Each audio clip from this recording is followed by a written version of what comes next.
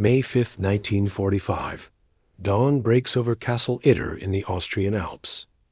An American tank commander, named Captain John Lai, stands on the castle ramparts looking down the mountain road, waiting for the attack he knows is coming. Behind him are 14 American soldiers. 10 Wehrmacht soldiers who switched sides yesterday, 5 Austrian resistance fighters, and a collection of French VIP prisoners, including 2 former prime ministers and a tennis champion.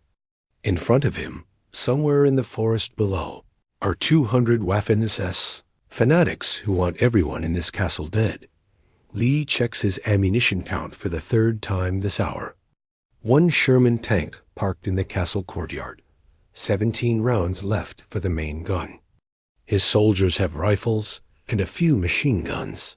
Maybe enough ammunition for serious firefight, but not enough for prolonged siege. The Wehrmacht soldiers led by Major Joseph Gangl are supposed to be his enemies. They were killing Americans a week ago, but now they're allies because the SS are everyone's enemy. This is the only battle in World War II where Americans and Germans fight on the same side. It shouldn't be happening. None of this makes sense. But here they are. The tennis star, Borotra, walks up beside Lee. Borotra is wearing borrowed American uniform, looks ridiculous. He's in his 40s and spent the last few years in this castle as a prisoner, but he moves like an athlete. "Captain," he says in accented English, "I can vault the wall, run down the mountain, reach the American lines, bring reinforcements." Lee looks at him like he's crazy. The wall is 15 feet high. The mountain is swarming with SS. It's suicide. Borotra shrugs. "I won Wimbledon twice. I can jump a wall." This is how the strangest battle of World War II begins, with American soldiers and German soldiers preparing to defend French prisoners against Nazi SS troops, with a tennis champion planning to vault a castle wall like it's a net at Roland Garros, with everyone knowing this is insane, but doing it anyway, because sometimes the right thing to do is insane. The castle sits on a cliff overlooking the Itter River Valley in Tyrol, Austria. Medieval fortress built in the 13th century. Thick stone walls. Commanding position. Beautiful in peacetime, but perfect for defense, which is why the SS chose it as a prison for high-value French captives. The prisoners aren't Jewish or political dissidents. They're former French leaders who collaborated with Germany and fell out of favor. Vichy government officials who backed the wrong side and got arrested when they became inconvenient. Former Prime Minister Édouard Daladier, who signed the Munich Agreement.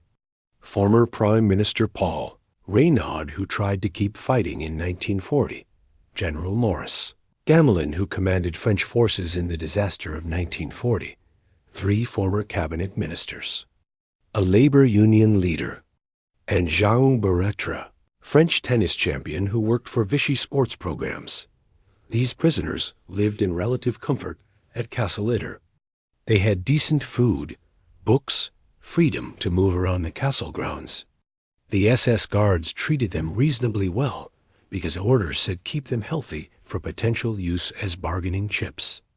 But everything changed in late April 1945 when Germany started collapsing, when the SS guards realized the war was lost and their own lives were in danger. Most of the guards deserted, just walked away, left the prisoners unguarded. The remaining guards followed orders from zealous SS commanders who wanted all prisoners executed before Americans arrived. Couldn't let them be liberated to testify about their treatment. The castle's Croatian cook, a man named Zvonimir Kukovic, watched this happening, realized the prisoners were in danger, made a decision that saved their lives. On May 3, 1945, he slipped out of the castle, stole a bicycle, rode 10 miles through SS-controlled territory to the town of Innsbruck, where American forces were advancing. He found the nearest American unit, told them about the castle and the prisoners, and the SS planning to kill everyone, begged them to send help, His desperate ride reached Major Joseph Gangl in the nearby town of Wurgl. Gangl is Wehrmacht officer. Fought for Germany for 6 years. Commanded artillery batteries on the Eastern Front. Watched his country turn into nightmare under Hitler. Decided months ago that Germany lost the war and lost its soul. When Americans approached Wurgl, Gangl surrendered immediately, offered to help the Americans, joined the Austrian resistance fighters working with American forces. He's German officer working against Germany now. Traitor by Nazi standards, but patriot by his own, because serving. Hitler stopped being patriotic years ago. Gangl hears about Castle Itter, understands the danger, knows the local SS units are desperate and fanatical. The war is ending, but some SS officers refuse to accept defeat. They're executing prisoners and deserters and anyone they consider traitors. Gangl realizes he doesn't have enough men to rescue the castle prisoners alone, needs American support. He finds Captain Jack Lee, whose tank unit is advancing through the area. Captain John Jack Lee commands a small detachment from the 23rd Tank Battalion. He's got 1 Sherman tank and about 15 men. They've been fighting across Europe since D-Day. They're exhausted and ready for the war to end. They heard Germany surrendered 2 days ago, but the fighting hasn't stopped because isolated SS units refuse to quit. Lee listens to Gangl's story about the castle, the French prisoners, the SS threat. It sounds crazy, but everything about this war's ending is crazy. American and German soldiers working together would have been unthinkable a month ago, but now seems reasonable. Given the alternative is letting SS fanatics murder prisoners, Lee makes a decision that could get him court-martialed. He's going to take his tank and his men and team up with German soldiers to rescue French prisoners from other German soldiers. This violates about 17 different regulations, but the regulations were written for normal wars, and this situation isn't normal. He tells Gangl they're going together, loads his men into the Sherman tank and 2 trucks. The small convoy heads toward Castle Itter, with American and Wehrmacht soldiers riding together, weapons ready. Knowing they're driving into ambush, they reach the castle late afternoon, May 4th, 1945. Approaching carefully because they don't know if the SS are already there, the castle looks quiet. Stone walls rising from the cliff, no visible activity. Lee's tank rumbles across the bridge, through the gates, into the courtyard. American soldiers jump out with weapons ready. French prisoners emerge from the buildings looking confused. They expected liberation eventually, but didn't expect Americans and Germans arriving together. Gangl salutes the senior French officer. Explains the situation in French. The prisoners relax slightly. Everyone's on the same side, now except the SS who are coming to kill them all. Lee surveys the castle's defenses. Thick medieval walls are good. Commanding position on cliff is good. But the castle has too many vulnerable points, multiple gates and windows.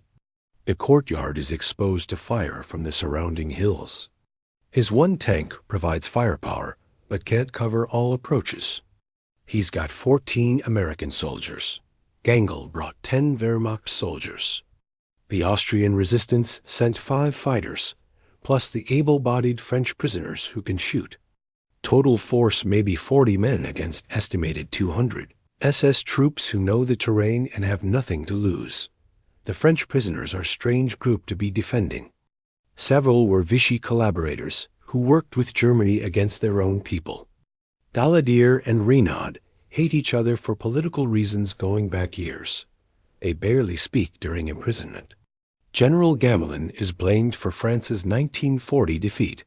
Everyone has complicated history. But Lee doesn't care about French politics. His mission is simple.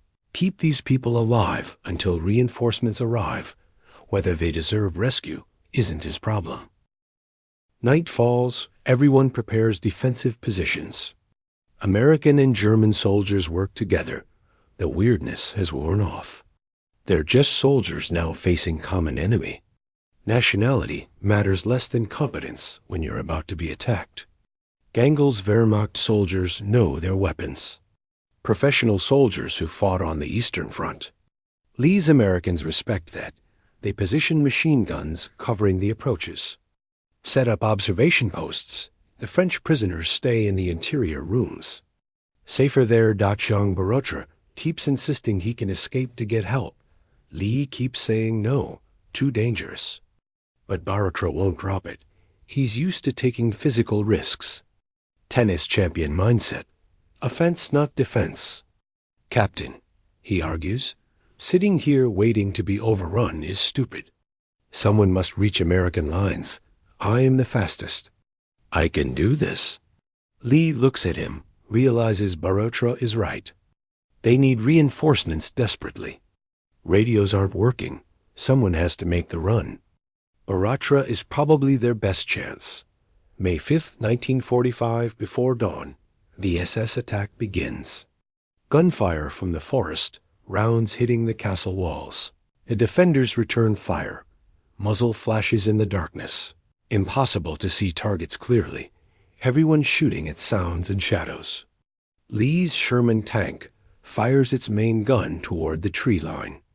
The explosion lights up the forest briefly. Reveals SS soldiers advancing in small groups using cover. Professional assault tactics.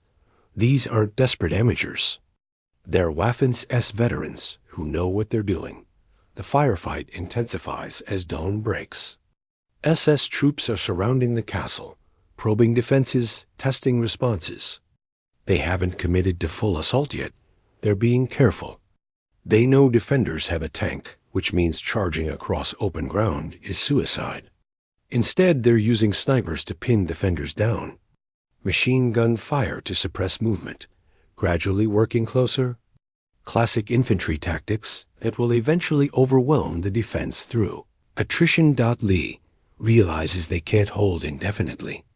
Ammunition won't last, already burning through machine gun belts faster than he'd like. The tank has maybe 2 hours of fighting before it runs dry. He finds Borotra, tells him go now, get over that wall, run like hell, don't stop until you reach American lines. Borotra nods, strips off anything heavy, keeps just water and identification. Walks to the eastern wall, where there's brief dead ground from SS fire. The wall is 15 feet of medieval stone. Smooth surface, barely any handholds. Most people would need ladder or rope. But Borotra backs up, takes running start. Jumps like he's going for overhead smash at Wimbledon. Gets his hands on the top edge. Pulls himself up with arm strength that shouldn't exist in a 46-year-old man who spent years as prisoner. He balances on top of the wall for 2 seconds, clearly visible to anyone watching. Then drops down the other side and runs down the mountain like his life depends on it, because it does. SS soldiers see him running. Open fire, bullets kick up dirt around his feet. Borotra zigzags like he's returning a difficult serve. Doesn't slow down, disappears into the tree line, still running. Inside the castle, the defenders watch him go. Uncertain if he'll make it, Lee figures it's 50-50 odds at best. But at least they tried something instead of just waiting to die. The SS assault intensifies after Borotra's escape. Maybe they're angry someone got away. Maybe it's coincidence. But the fire coming at the castle increases dramatically. Mortar rounds start landing in the courtyard.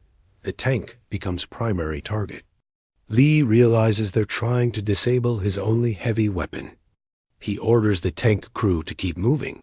Don't present stationary target. But there's only so much room in the courtyard. The Sherman circles like a caged animal, firing when targets present themselves. But the SS are patient. They're not charging into the gun. They're waiting for ammunition to run out. Major Gangl is directing Wehrmacht soldiers on the northern wall. He's calm under fire, giving orders in German that his men follow instantly. Professional competence that impresses the Americans watching. These soldiers know their jobs despite switching sides. An SS sniper in the forest is picking off defenders, already wounded 2 men. Gangl spots the muzzle flash, directs counterfire. The Austrian resistance fighter with a scoped rifle takes the shot. The SS sniper doesn't fire again. Hours pass, the sun climbs higher. The courtyard is chaos of gunfire and explosions and shouted orders. The French prisoners huddle in the interior rooms, can hear the battle through the stone walls, know that if the defense breaks, they'll be executed.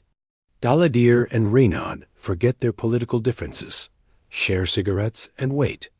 There's nothing else they can do. Lee's ammunition situation becomes critical. The tank is down to last few shells. Machine guns are running low. Rifles have enough for maybe another hour of sustained firefight. After that, it's hand-to-hand with bayonets and whatever improvised weapons they can find. He asks Gangl how much ammunition the Wehrmacht soldiers have. Gangl checks, reports similar situation. Everyone's nearly dry. They're fighting on borrowed time. The SS seem to know the defenders are weakening. They increase pressure, advancing closer, using grenades to suppress defensive positions. Several buildings outside the main castle are burning now. Smoke drifts across the courtyard, making visibility worse. An SS squad reaches the castle gate, tries to breach it with explosives. The tank fires its second-to-last shell at point-blank range through the gate. The explosion kills the entire squad, scatters body parts across the bridge, but the gate is damaged. Another assault there might break through. Major Gangl runs toward the gate to direct its defense. He's shouting orders to his Wehrmacht soldiers, organizing a firing line to cover the breach, moving without cover because there's no time for caution. An SS sniper sees him, centers the crosshairs, pulls trigger, single shot through Gangl's head. He drops instantly, dead before he hits the ground. The Wehrmacht soldiers see their commander fall. Their faces show grief and rage. One of them charges toward the gate screaming, firing his rifle at the forest until his magazine runs dry. Has to be pulled back by his comrades. Lee sees Gangl's body, feels it like a punch. They've been allies for less than 24 hours, but good soldiers recognize other good soldiers regardless of uniform. Gangl was helping defend prisoners he had no obligation to protect. He died for people who probably despised him because they were French and he was German, but he did it anyway because it was right. Lee realizes this is what the end of war looks like. The old hatreds breaking down, people choosing sides based on principle, not nationality. But the realization comes with body count. The defense is collapsing. The gate is breached. Ammunition is gone. The SS are massing for final assault.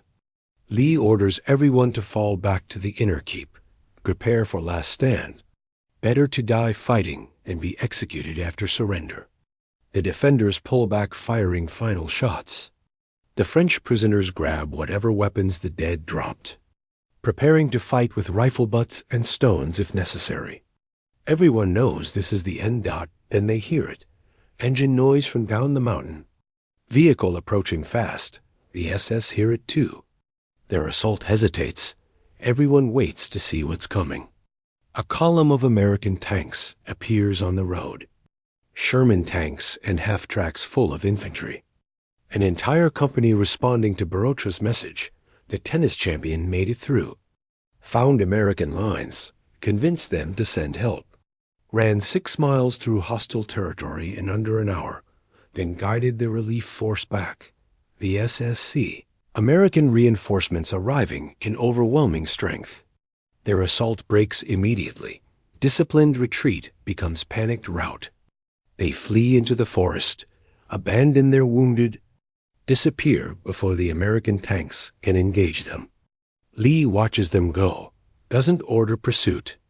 Too tired and too relieved to care about chasing defeated enemies. The important thing is the prisoners are safe. The battle is over. Somehow they won this insane fight.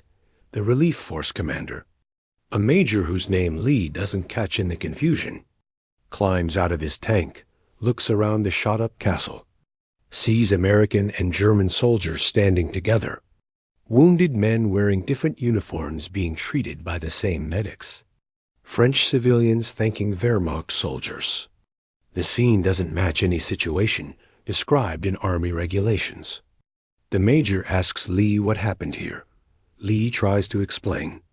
It sounds crazy even as he's saying it.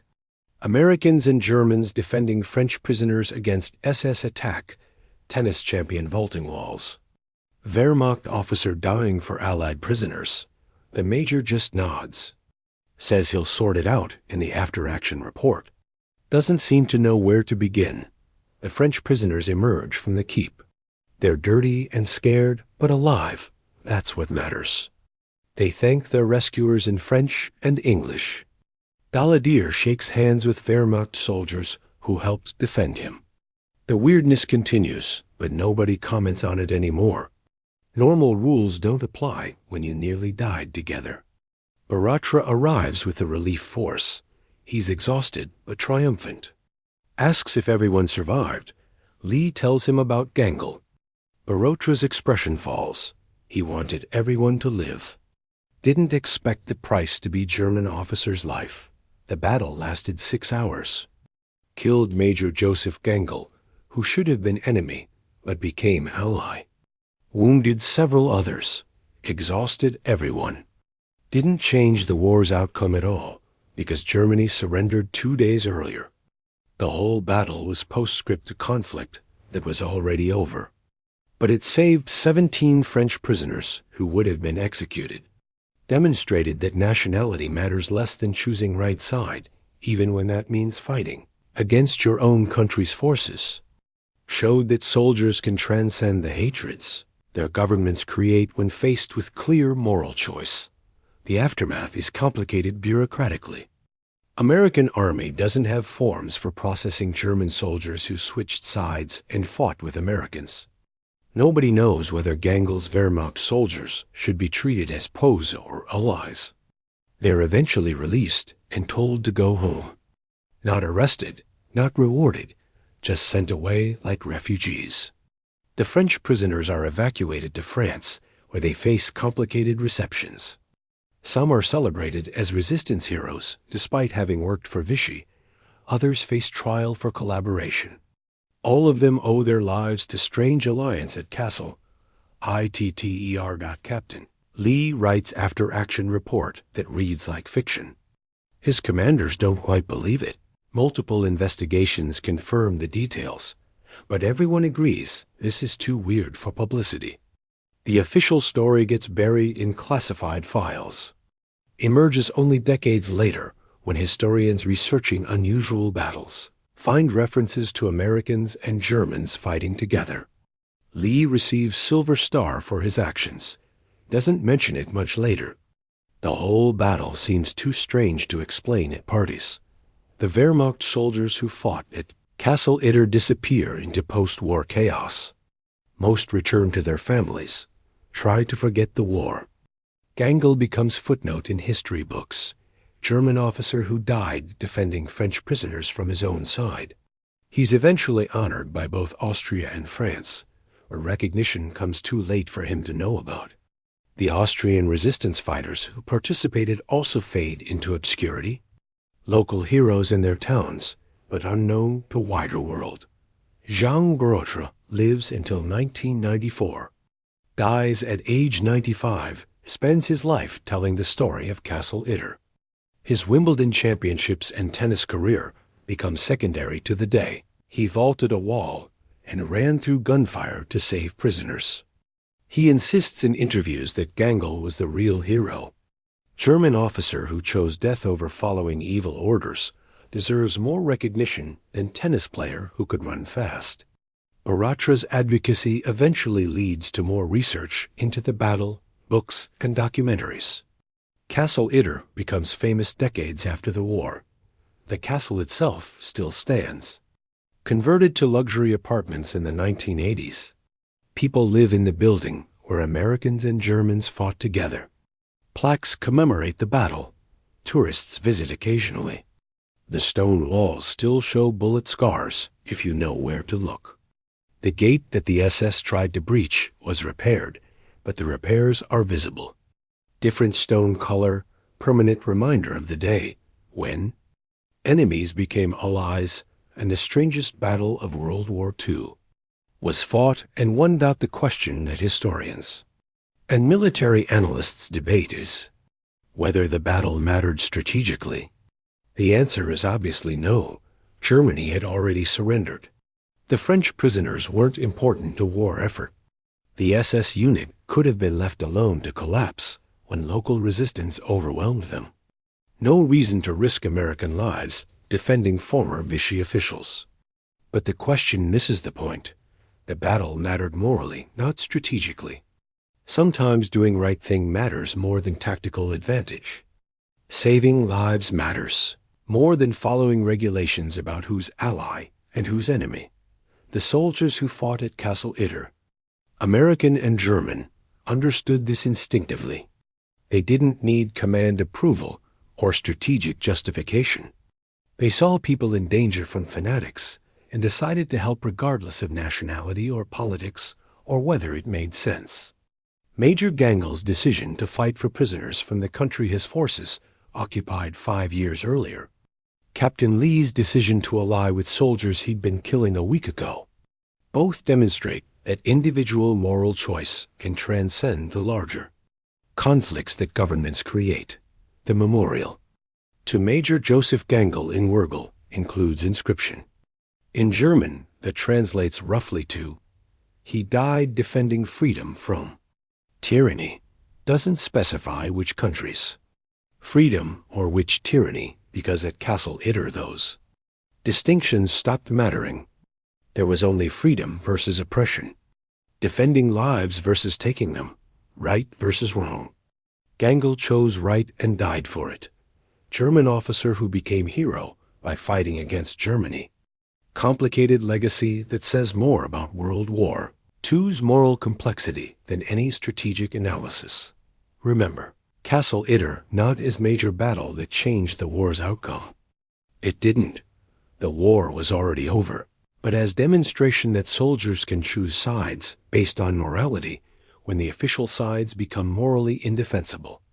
That Americans and Germans could fight together when faced with clear evil. That nationality and uniform matter less than character when tested under fire. Remember that tennis champion can vault wall under fire to save strangers. That Wehrmacht officer can die defending French prisoners. That weird alliances can form when good people face bad situations. Remember that the strangest battle of World War II lasted 6 hours. Saved 17 lives, killed 1 good man. Made no strategic difference, but demonstrated that individual choices matter even in massive conflicts. That doing right things sometimes means ignoring regulations and official hatreds. That the end of war is when old enemies realize they have more in common with each other than with the fanatics on their own sides who refuse to stop fighting lost causes. This is Castle Itter. May 5, 1945. Americans and Germans defending French prisoners against SS attack. Tennis champion vaulting walls. Wehrmacht major dying for enemy prisoners. The strangest battle of World War II, fought and won by people who chose right side regardless of what their flag said.